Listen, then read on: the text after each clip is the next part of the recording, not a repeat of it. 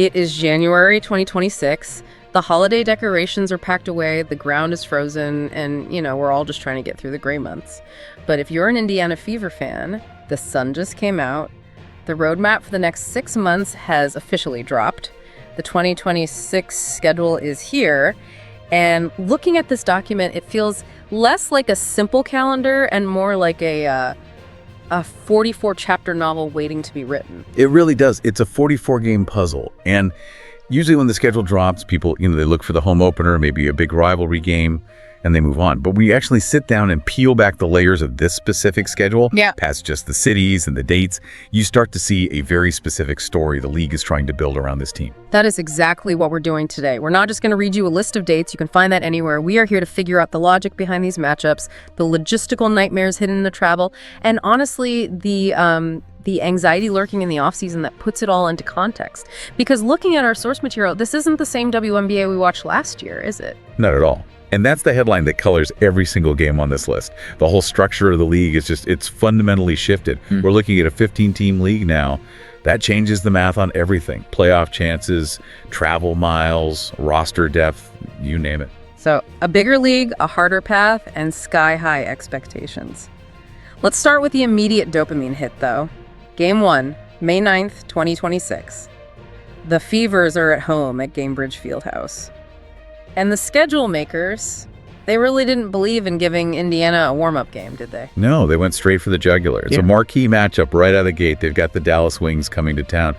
But it's not just about the Wings. It's specifically about who is leading them. Right. We obviously have Caitlin Clark leading the charge for Indiana. But on the other side, you have the 2025 Rookie of the Year, Paige Bueckers. Which is just an incredible narrative choice to kick off the year. I mean, we all know the history there, but why this specific matchup to start the season? It's calculated brilliance by the league office. I mean, think about the casual fan, or even the diehard who's just tuning back in after the winter. You want to hook them on day one.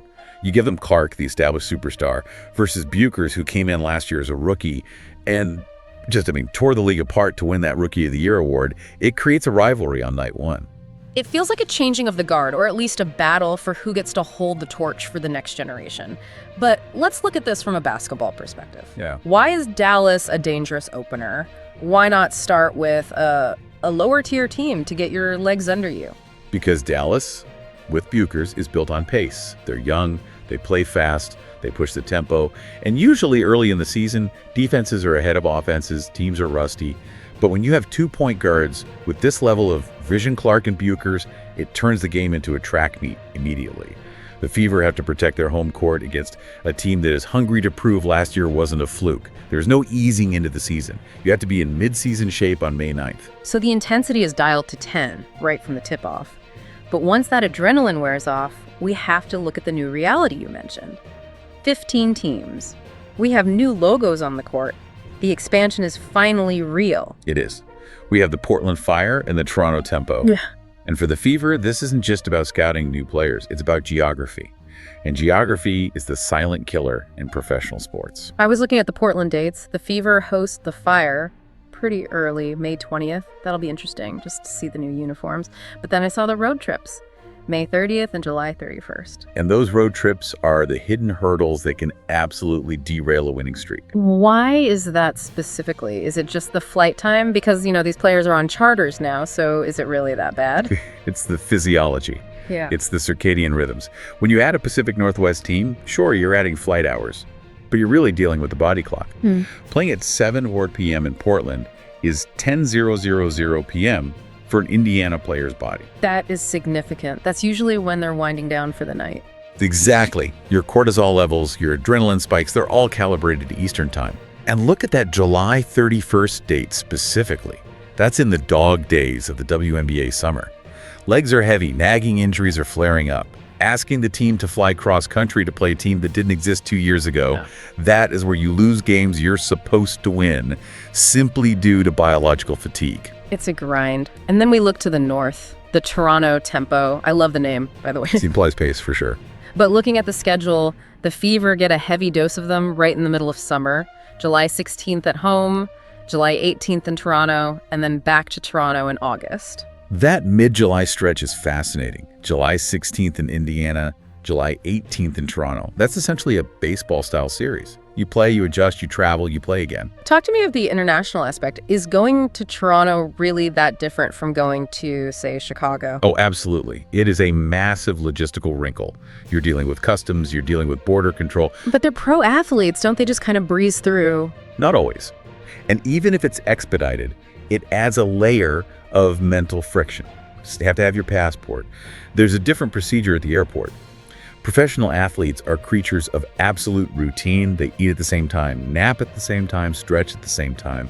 Anything that disrupts that routine, like an extra hour for customs, can affect performance on the court the next night. So you need players who are good at basketball, but you also need a logistics team that's completely on top of their game. Precisely. In a condensed season, you can't just outscore people. You have to out-travel them. That trip to Toronto on July 18th isn't just a basketball game. It's a test of the organization's entire operation. Okay, so we've got the expansion fatigue, we've got the body clock issues, but then there's the standard measuring stick. If you want to be the champ, you have to beat the champ. And the source docs here are very clear. The Las Vegas Aces are the defending champions. And looking at this schedule, the league did the Fever absolutely zero favors when it comes to the Aces. I was looking at July. It looks brutal. Brutal is an understatement. Look at the location, July 5th and July 12th. Both games are in Las Vegas. 2 trips to Sin City in 1 week. It is a gauntlet. You are going into the loudest arena in the league against a team that has championship DNA, a team that knows exactly how to win tight games, and you have to do it twice in 7 days. That feels like a playoff series preview. It is. And honestly, that week in July is going to tell us everything we need to know about the Fever ceiling for 2026. If they go into Vegas and get blown out twice, then we know they're still a tier below the elite. But if they can steal one or, sweep that mini-series on the road, then you're looking at a legitimate contender. It's a total reality check. And notice, they don't even get the Aces at home until August 6th. They have to earn it on the road first. That dynamic is tough. Usually you hope to catch the champs at home early, feed off your own crowd, maybe catch them sleeping. Here you have to walk into the Lion's Den in the middle of summer and survive. And we know how that Vegas crowd gets. It is hostile. Okay, let's fast forward.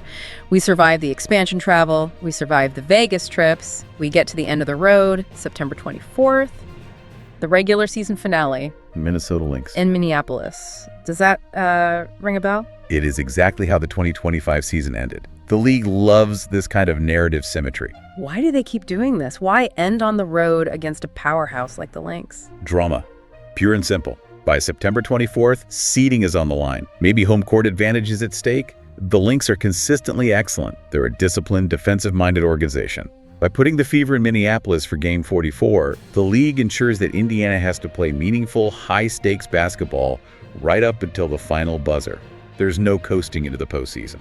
So it's a sprint to the finish line. We have the dates, we have the opponents, we have the storylines. But looking at the notes here, there's a phrase in the source material that keeps popping up. It says the season remains in flux. Ah, yes, the elephant in the room. We've been talking about these matchups, Clark versus Bueckers, Fever versus Aces, as if we know who's going to be on the court. But we actually don't, do we? Not even close. Right. And this is the part that should make fans a little nervous. We're analyzing a schedule, but the roster that has to play this schedule is currently liquid. First, there's the labor negotiations. Right. The WNBA and the Players Union are negotiating a new collective bargaining agreement. Until that ink is dry, everything is tentative. The salary cap, contract lengths, roster sizes, it all hangs in the balance. That creates this institutional uncertainty. But even more specific to the players, there's the expansion draft. For the listener who might not follow all the offseason mechanics, can you explain what that actually means for the Fever? Why is it a threat? It comes down to simple math, and it's painful math. When you add Portland and Toronto, those teams need players, and they come from existing teams. The Fever will get to protect a certain number of players. Historically, it's usually 6. Yeah. Everyone else, they're exposed, they're up for grabs. Wait, only 6. So if you have a starting 5 and maybe one key player off the bench, everyone else is vulnerable. Exactly. And because the Fevers have drafted so well and developed talent, they have a deep roster. That's a blessing during the season, but it's a curse during an expansion draft. It means they have more talent that other teams want to poach.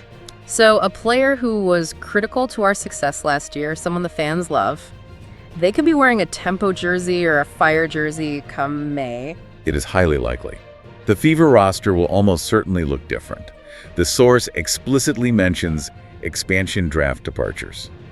Indiana can't keep everyone. That puts a whole new spin on those expansion games. It's not just about playing a new team. It might be about watching your former teammates play against you. Exactly. And then you throw in regular free agency on top of all of that. The source notes, free agency signings, and general roster management will all happen between late January and the start of the season. So it's like, we have the roadmap, we know the route is treacherous, but the car we're driving, we might be changing the tires and swapping the engine between now and May. That is the perfect way to put it. The destination is clear. The source says fans are cheering for a potential championship campaign, but the vehicle is still being assembled in the garage. It creates this strange situation. On one hand, the notes say Fever fans are undoubtedly eager, and I get that. But on the other, there is this massive question mark hanging over the roster. That is the modern WNBA. The league is growing so fast that stability is rare. If you're a fan, you have to be comfortable with change. So, if you're a fan listening to this, how should you feel looking at this schedule? Excited? Terrified? You should feel ready for a grind. This schedule, with the 15 teams, the international travel, that Vegas gauntlet, it is designed to weed out the pretenders. It's an endurance test. It prevents you from hiding. You can't just have a lucky month and coast. Exactly. If the Fever come out of this schedule with a top seed, they will be battle-hardened. They will have survived customs in Toronto, jet lag in Portland, and the noise in Vegas. I think that's the key takeaway here. The schedule is a crucible. It's going to melt down the team and hopefully forge something stronger. Or it breaks them. That's the risk. So here's the question I want to leave everyone with today. We've looked at the miles they have to travel. We've looked at that brutal week in Vegas. We've looked at the uncertainty of the roster. Here's the thought. With the league expanding and the schedule getting denser, does this harder road actually help forge the Fever into a championship team? Or does the uncertainty of the off-season, the CBA, the expansion draft, losing key pieces, pose the biggest threat to the 2026 campaign before it even starts? That is the million-dollar question, isn't it? Can you win the offseason so you can survive the regular season? We will find out starting May 9th against Dallas. It's going to be a wild ride. Thanks for diving deep with us today. Always a pleasure.